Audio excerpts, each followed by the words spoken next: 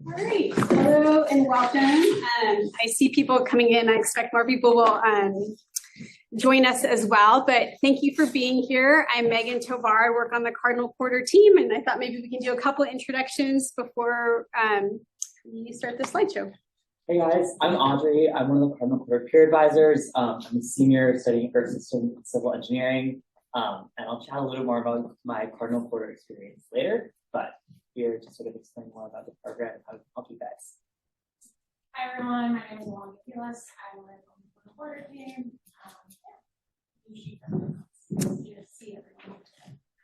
And maybe we'll have Lindsay come in, but she probably was the one that checked you in. She's also a Cardinal Quarter peer advisor, and she can talk to you a little bit about her Cardinal Quarter experience. And then Valerie was just here as well, who is part of the Cardinal Quarter Haas staff. So welcome to the Haas Center. Has anyone been here before? Yeah, great. Well, I hope if you have, you keep coming back. And if this is your first time, you also keep coming back. All right, so I thought we could just run through this slide deck and then we'll have time at the end in case you have questions. And also there's peer advisors at the end and we'll all come on in. We can talk to peer advisors at the end too. So you may have heard of Cardinal Service. It's kind of this big umbrella Stanford service. If you want pizza and check-in, it's just around the corner. And there are many parts to it. So the Haas Center is kind of the hub of Cardinal Service. We have a lot of things that pertain to service like Cardinal courses. You might be in a Cardinal course right now.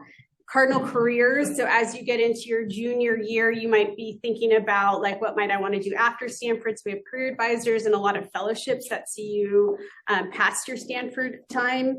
Cardinal commitment, those might be weekly things that bring you here to Haas. Maybe there's some ed programs that you do, outreach in the community or volunteering in the community. And then why you're here today is the Cardinal Quarter info session. So that is Stanford's public service internship or fellowship program. And that is what we will talk about today. Most people do their fellowships, their Cardinal Quarters in the summer, although we do have a fellowship that is during the academic year too, called the Jane Stanford Fellowship. So just the real basics, and if you went to the Cardinal Quarter Fair last week, just come sit in. You probably heard a bit about this, but there are a lot of Cardinal Quarter fellowships. Last year, we had close to 600 students do Cardinal Quarters, most of them during the summer. So it's a very popular thing to do. We run most of them here in at the Haas Center, but we also have close to 30 campus partners that also have fellowships. And in this handout that you can grab later, you might already have, it's just like the list of all the fellowships. So what binds all these fellowships together, or what is a Cardinal Quarter? It's these 9 consecutive weeks of full-time work, so 35 to 40 hours a week. So that is why most people do it in the summer, because it is like your full-time experience.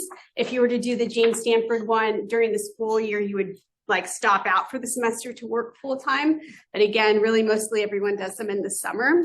And you would partner with a community partner organization, a nonprofit, an NGO, a government agency. And for that work, you would get a base stipend of $7,000, which Stanford would pay like directly to you. If you are a student that's on financial aid, that's an additional supplement. If you are a student that's going to be traveling internationally or living in a high cost of living area, you would also get additional supplements. And there's all kinds of fellowships. You can imagine with close to 600 that like every type of fellowship, and Audrey will talk about this in more detail, like every interest area, lots of different job functions, tasks, people do projects. You can do it domestically, you could do it internationally, you can stick around the Bay Area, you could go home, and you can do either prearranged placements, and those, maybe you've heard of some of the Stanford and government placements. Those are really more like traditional internships that you apply to. Those are set up for you already. It takes long-standing relationships with like NATO or a congressional office to be able to have those internships. So Stanford holds those relationships and you apply to them. But actually, most students do self-designed placement. So that means that they design them themselves in collaboration with a community partner. So you might say like, oh, I'm really interested in being at this location or doing this kind of work, or I'm really interested in this particular nonprofit. So you would speak to them now through like a bit of the winter quarter, and you would kind of ask them what you could be doing for them for 9 weeks and apply to our program. And we'll go through that in more details throughout the slides. This is just an overview. And we'll also talk about projects. So we have a particular fellowship set for like students that do project work or might need a little bit of extra funding to kind of work with the organization to like fulfill a project that they need and that you could provide for them. So we'll talk about that as well. Again, do it domestically or internationally. There are a few countries that Stanford won't sponsor travel to because of their risk, unless that is a place that you are going home to. That is your home country, so that would be a different case. I'm happy to answer any questions about that later. And we really do prefer on-site work. Could be hybrid, but generally, even if students don't think that they prefer in-person work, by the end of the summer, they definitely prefer in-person work. And it's just where you are in your career and academic trajectory. It's just like a great time to be in person to learn about sort of a professional organization at this point. So deadline February 3rd for most Haas opportunities, although we have lots of campus partners that have different opportunities at different times. So really checking on Solo, you'll get the links here. And yeah, there's just a lot available. So we'll let Audrey talk about that. So I think kind of the best way to kind of get to know what a cardinal quarter is to kind of hear and see some examples. And as Megan said, and as you guys were at the Cardinal Quarter Opportunities Fair, there's kind of a huge breadth and depth of what people have done with their different Cardinal Quarter experiences. So these are just some examples of what students did this summer. So we see some people working internationally, doing some more conservation work in both of these cases. Sophia is one of our peer advisors. This is a fellowship focused on aging and dealing with older populations in healthcare. We have some very more general policy and governmental roles. That's Jaden doing that one over there. So this just kind of provides a really sort of first grasp and sample of kind of the different opportunities that exist within Cardinal Quarter. And really we want to stress that it's a very broad program. Almost any interest that you have, almost any kind of public service, policy, social entrepreneurship, really a lot of things can fit under the Cardinal Quarter bubble. Just for another example, so I did a Cardinal Quarter my freshman year through a program called the SIG Fellowship Program. So that's a self-designed program through the Stanford and Government Program. And I went home, I'm from Minnesota originally, and worked for an energy policy nonprofit doing research work for them. And so that is one example of a Cardinal Quarter. But again, you really want to keep your guys' eyes open and broad. There are so many different opportunities and potential things you can do with Cardinal Quarters. And then I think what comes out of that is a natural question is, okay, there's all these people doing really cool work. How do they find the organization that they're working? How do they find the community partners? For example, going back to my Cardinal Quarter, I was a freshman and I really wanted to go home for the summer. So I reached out to a community organization that I'd worked with in high school and someone that I knew and was able to get connected through them. So that's one big example of how people find community partners is oftentimes they'll want to go back home, especially if you're finishing up your freshman year. Going back home and doing a Cardinal Quarter is a really wonderful opportunity. So people oftentimes will connect with people they've worked with previously and now have a new set of knowledge, or an organization that maybe helped them out when they were a young person and want to give back to that organization doing work. There's a lot of other resources that we have to help you guys find a community partner. So we have this thing called the connections sheet. And if you ever come to peer advising hours, which we had here at the Berg, we will walk through these resources in more detail. But the connection sheet is basically a list and a spreadsheet of different organizations that are interested in hosting a Cardinal Quarter fellow. So people will post, hey, I'm looking for a fellow to do this amount of things. And then we'll provide an email address and you can reach out to them directly. That's really awesome because you don't have to try to explain what a Cardinal Quarter is. Cardinal Quarter is a really cool and incredible program, but it sometimes can be difficult to get across to someone what we're doing and how sort of you function? Are you paid? How are you being paid for? When are you going to work? So these are people that already really know what cardinal quarters are and are excited to host fellows. So that's a really easy first step in. We also have a list of previous fellows over the past, I think, 6 or 7 years. And so we think 600 fellows each year, 7 years. There are thousands and thousands of past Cardinal Quarter fellows that have done work at different organizations. And so if you go through those past documents, you can find examples of places where people have worked, find organizations that might connect with you, and then also find people that you can reach out to. So you could look through, for example, last year's past fellow list. You could find an organization you're like, oh, wow, that work seems really cool. And then we as peer advisors can help connect you with the person that did that fellowship last year. So you can talk and get a better idea of what that experience might be. That's why also we have peer advisors. Come to our advising hours. Our job is to help you guys find community partners. Back there behind you is a room called the Burke. There are Cardinal Quarter peer advisors in the Burke every day of the week from 11 to 5. So just walk in. We're here to help. And we're really excited to help you guys find community partners. Other examples, your alumni network and faculty and staff. So if you're in a class that you're really enjoying and you want to learn more and do work in that, talk to that professor. They will have plenty of connections and community partners that might be interested in doing work alongside you. So lots of different avenues. There's also like the more general website resources, the things you would go for finding jobs. So Handshake is the big Stanford one. These are other information, Idealist, Volunteer Match. And so these are just more general online resources, but I would say a lot of our people who end up doing Cardinal Quarters find them using networks and using sort of examples that sort of are more built in. And as it says there, it's really okay to send cold emails. The worst that happens to a cold email is you don't get a response, and that's not the end of the world. And so sending a bunch of cold emails is a really wonderful way. Maybe one of them hits, maybe you get someone who's excited. And also we know that like writing cold emails can be a really stressful thing. So again, come to Career Advising Hours. We've helped plenty of students write and figure out how to format cold emails. We can help you figure out how to succinctly and effectively explain what a Cardinal Quarter is. So lots of different tips and resources on how to find a community partner, and we're here to help you guys out. And then another really awesome thing about Cardinal Quarters, so we found your community partner, you're going into the actual programming, is it's a really scaffolded internship opportunity. So there's a couple things that happen during spring quarter before you embark on your Cardinal Quarter, a couple of things and requirements that happen during the summer, and then some things that happen when you come back in the fall. So pre-experience, so this will be like spring quarter, which I know is like a far distant memory for a lot of you guys. We'll have an orientation program on campus, and then we'll have you guys come to Haas and engage in what we call the Principles of Ethical and Effective Service workshop. So this is a chance to reflect upon your experience, to understand the kind of communities that you're working in, understand how you might engage in service in those spaces and those places. And it's a really good way to really center yourself and reflect deeply on how you want to enter your work this summer and how you can ensure that you're doing service in a way that really engages with communities and provides a beneficial experience for you and a community organization that you're working with. And then the final thing is designing a learning plan. I think this is one of my favorite things about Cardinal Quarter. I think a lot of times internships that you go into are really predetermined.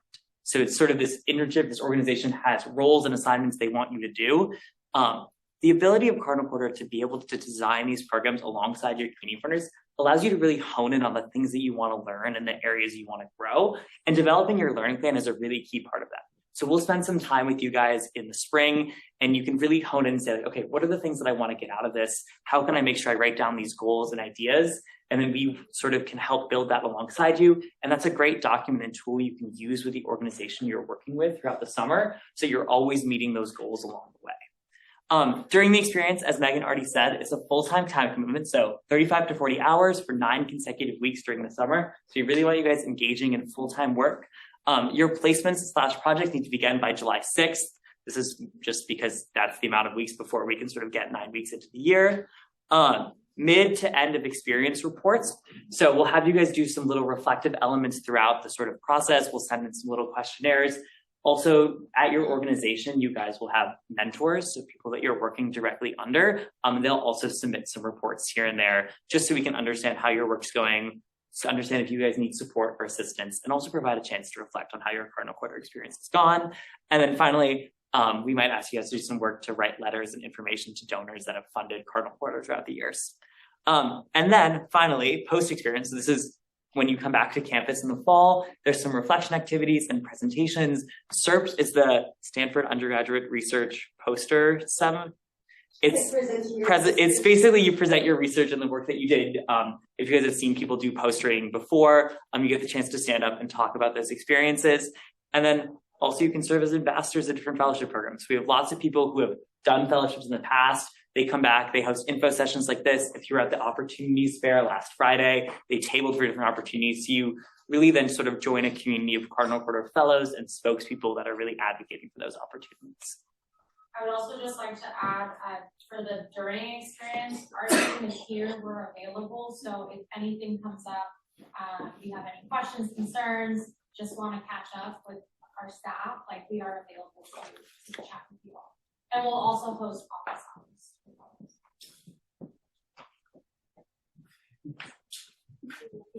Yeah.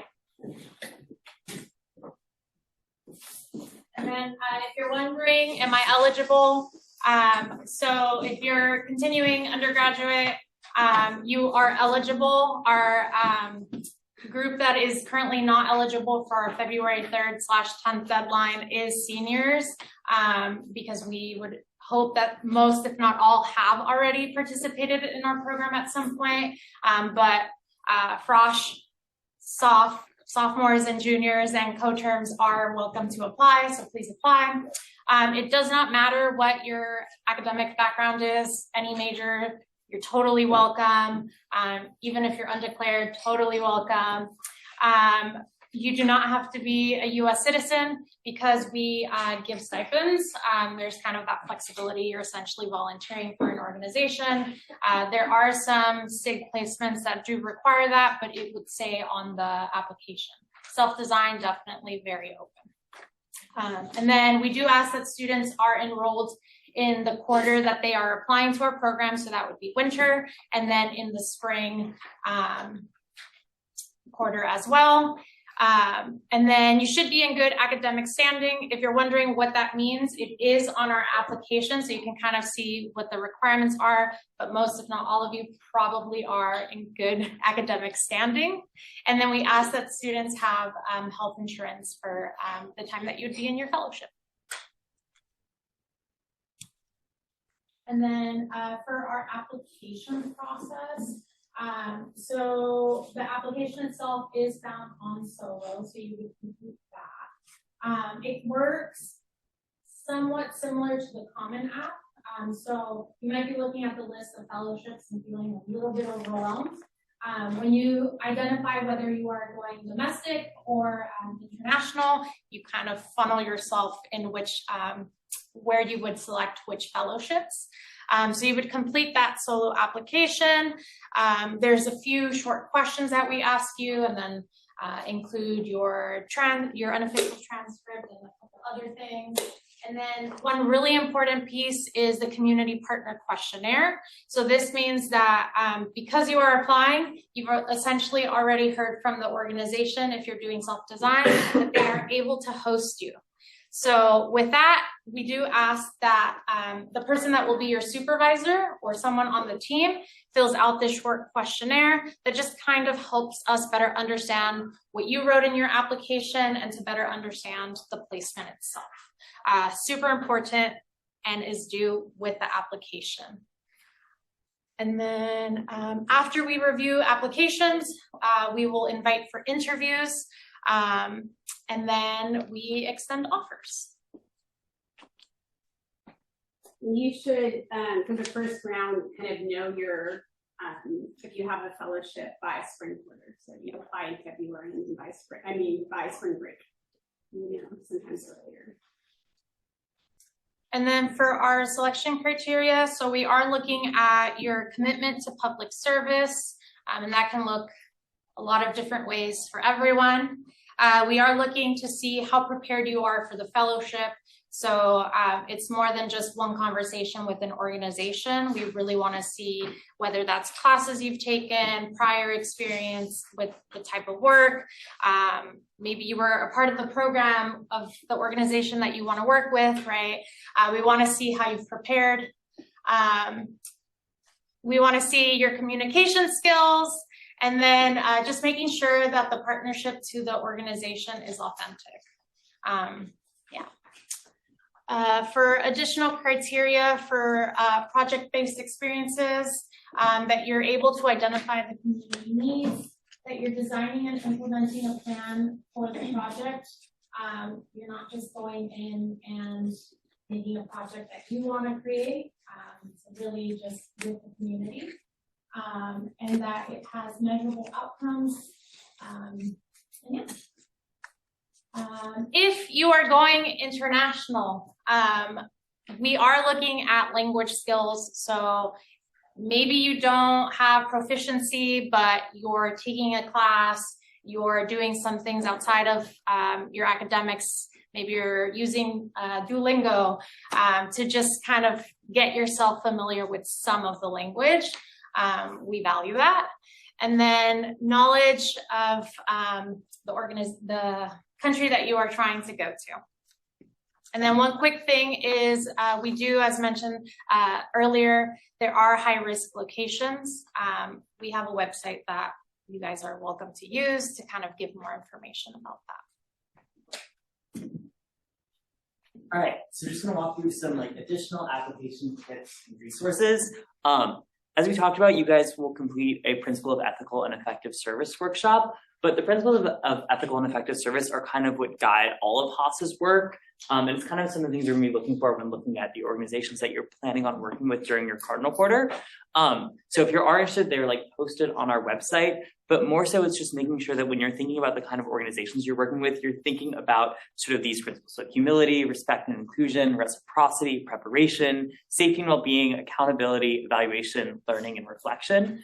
And really all this means is we really want to be intentional about the programs you're choosing, understanding the work that those organizations are doing, understanding how that work is impacting, benefiting, and working with community members, and then also how you fit into that role. Is this role a right thing for you at this certain point in time in your career?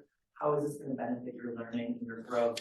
What is your plan to get out of it? So really we're looking for a holistic understanding of, do you know the work this community doing? Have you intentionally thought about that? And also have you intentionally thought about how you fit into that work, what you were gaining from it, and when you're giving to that organization? I think Alondra and Megan touched on this a little bit. Demonstrate passion and interest for your placement or project. I think I get a lot of questions from freshmen that are like, is Cardinal Quarter open to freshmen? I don't have a lot of experience in this space. Am I still eligible for this? A really thing we really focus on is much more your passion, your interest. Is this something you're interested in doing? What are you hoping to gain and learn from this? I think we really, more so when we're choosing Cardinal Quarter fellows and choosing to fund different projects, it's much more about how much passion you're showing. What is the work you're doing? Do you care about it deeply? And that also goes into being reflective and open and thinking about those principles of ethical and effective service. One thing I can't stress enough is speaking in depth with your community partner, not just when you're writing the application, but also after and also during your program, really making sure that they understand sort of what your goals are, what you want to get out of it, making sure that you understand the work that they're doing. Both of those things are really vital to having a great opportunity.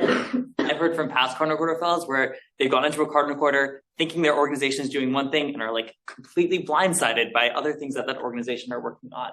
Or on the flip side, they have a set of goals and learning objectives they want to achieve, and then they do their Cardinal Quarter fellow and realize that those things weren't exactly matched with the work that they were doing.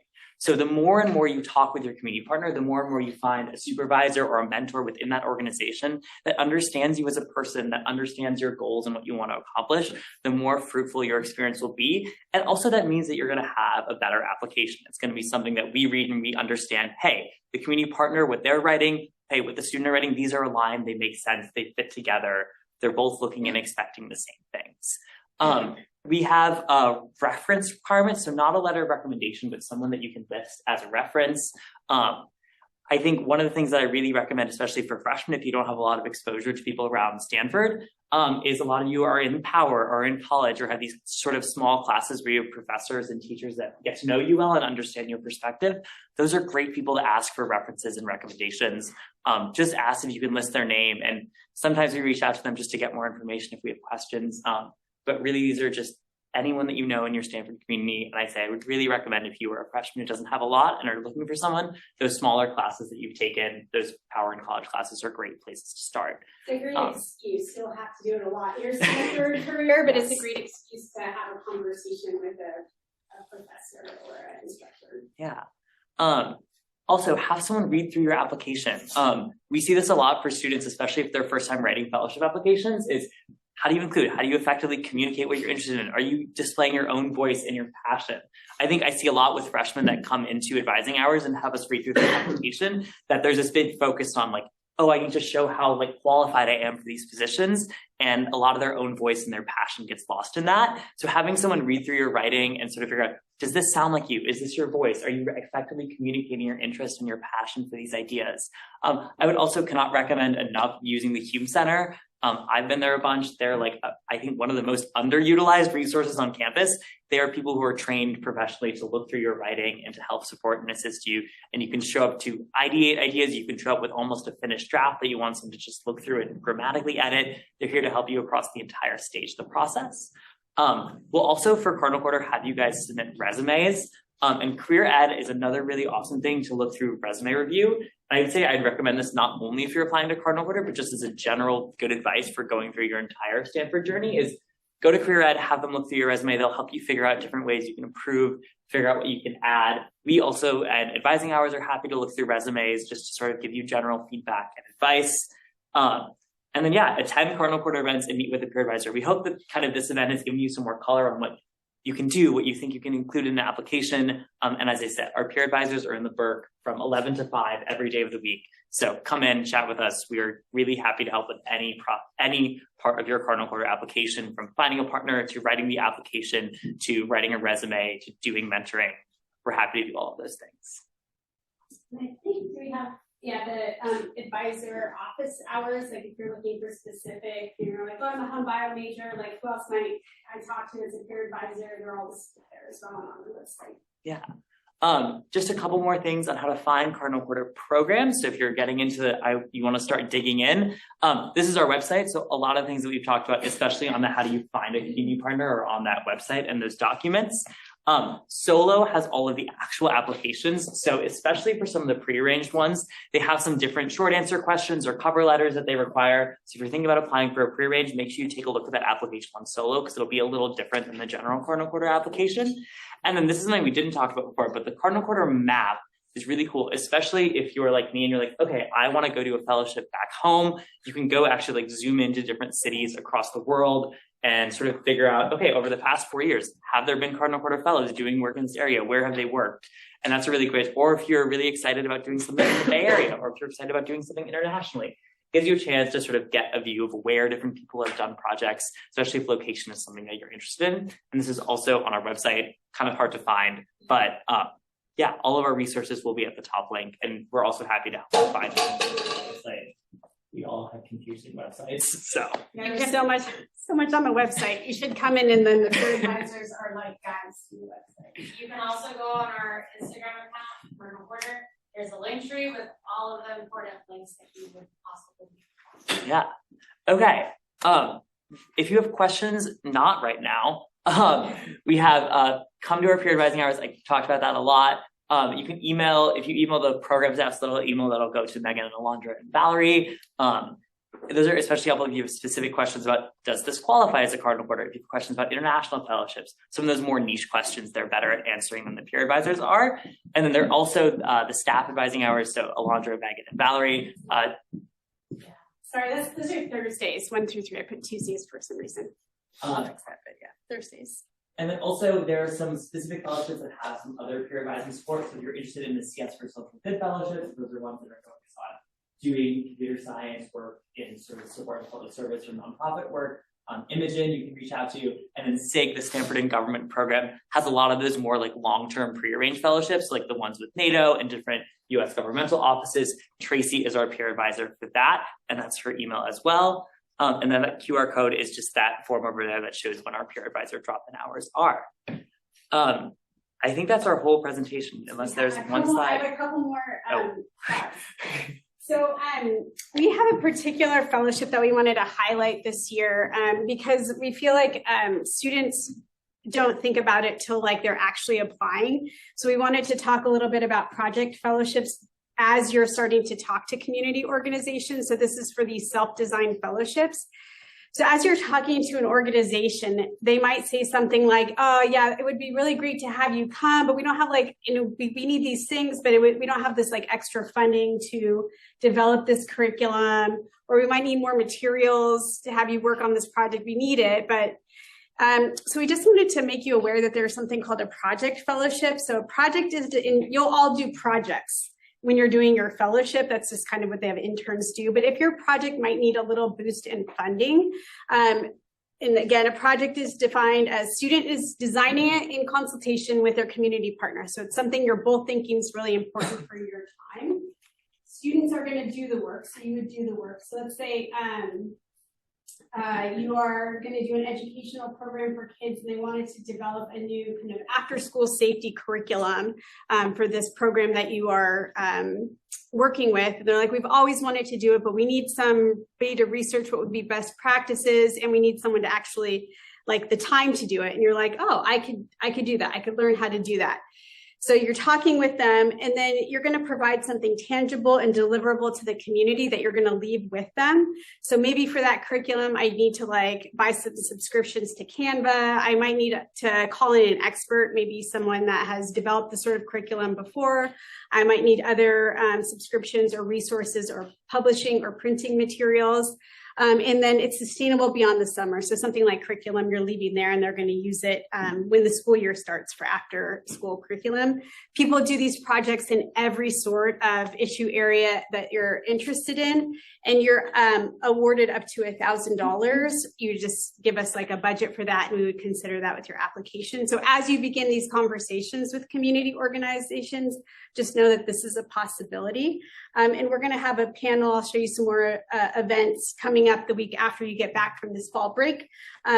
Here from 1 to 2, there'll be more pizza, and you can hear what people have done in the past. The second plug I wanted to make, it's for international fellowships. We just have a new partnership with Tilting Futures. We've been wanting to partner with an organization that would support newer travelers doing international public service. It's like one thing just to start traveling internationally, and then to be embedded in a community organization, in a community, in a culture. And so I don't know if you've heard of Tilting Futures, but you can look up and read about it. There's their link tree there. But they have 2 locations this summer for that full 9 weeks of work in Cape Town, South Africa, and Penang Island, Malaysia. And they have different focuses. So if you are someone that's a little bit newer to travel, this would be a great program for you. We're really trying to throw our support behind it. We have special advising hours. We can explain how it works, but especially if you're a student that is on financial aid, between our stipend and their financial aid that they would provide, it would be like a fully covered experience for you. Normally it would be kind of more expensive than the stipend itself, but we've worked out a partnership to do that. I would love to talk with any of you about it. And this very important part I cut off on the slide. But the application for them is actually due in January 9th. So you would hear back from them and then apply to us after. It's a little bit complicated, but please come see me if this is at all interesting to you. And there are also flyers. It's an awesome opportunity, but it's new, so we're trying to get the word out. Alondra is actually a graduate of the program, and she gives it rave reviews along with lots of other people that we've talked to. So just some upcoming events. So now that you've had kind of the general info session, you might think about what specific kind of targets. There's so many options, targeted fellowships or skills or information you might need. So project fellowships panels in December. These are all happening the week after we get back from the break. The Tilting Futures that I just talked about is also some drop-in hours. A really important one, December 3rd, how to find a partner organization. Lots of resources. The peer advisors are here to help. You can come with an idea or no ideas, or just kind of think about the process in general. It can be daunting. If you're interested in the Snyder Fellowship, there's also another general info session for that specific fellowship. And yeah, I think you're all on our interest list, but that would be another place. So do you have any questions that would be good for the general group? And then we'll also hang out afterwards as well.